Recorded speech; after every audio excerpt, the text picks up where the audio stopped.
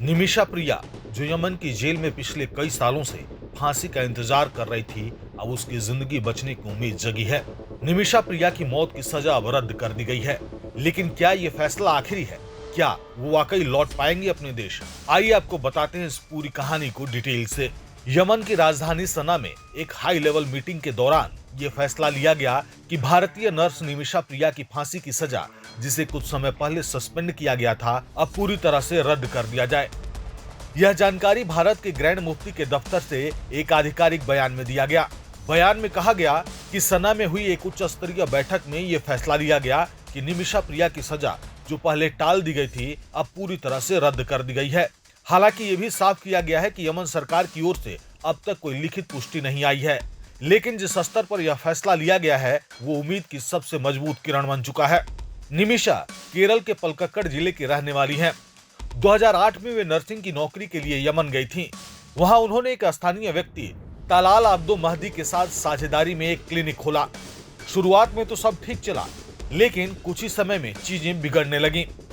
Media reports बताती हैं कि महदी ने निमिषा को शारीरिक और मानसिक रूप से परेशान करना शुरू कर दिया।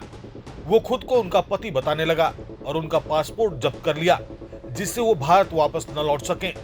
2017 में अपनी आजादी वापस पाने की कोशिश में निमिषा ने कथित तौर पर महदी को बेहोश करने के लिए दवा दी, लेकिन ये कोशिश घातक साबित हुई। महदी की मौत हो गई और यमनी अधिकारियों ने इसे हत्या माना। 2018 में उन्हें हत्या का दोषी ठहराया गया और 2020 में कोर्ट ने उन्हें फांसी की सजा सुनाई। तब से लेकर आज तक निमिषा यमन की जेल में कैद हैं। इस केस ने भारत में हलचल तो मचाई ही, साथ ही दुनिया भर में मानवाधिकार संगठनों, सामाजिक कार्यकर्ताओं और धार्मिक नेताओं को भी चिंतित कर दिया। दिसंबर 2024 में जब यमन के राष्ट्रपति रशाद अल आलमी ने फांसी की मंजूरी दे दी और जनवरी 2025 में हूती विद्रोही नेता महदी अल मशात ने भी इसकी पुष्टि कर दी, तब से ये मामला और भी गंभीर हो गया।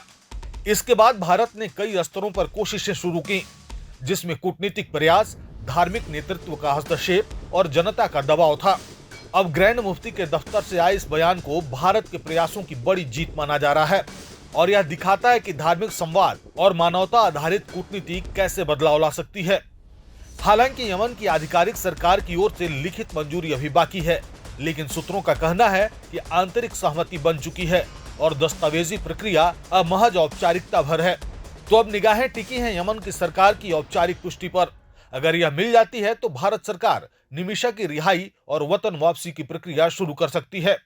आपकी आवाज को सुनने आ रही है प्रभात खबर इलेक्शन एक्सप्रेस। देखते रहिए प्रभात खबर इलेक्शन एक्सप्रेस।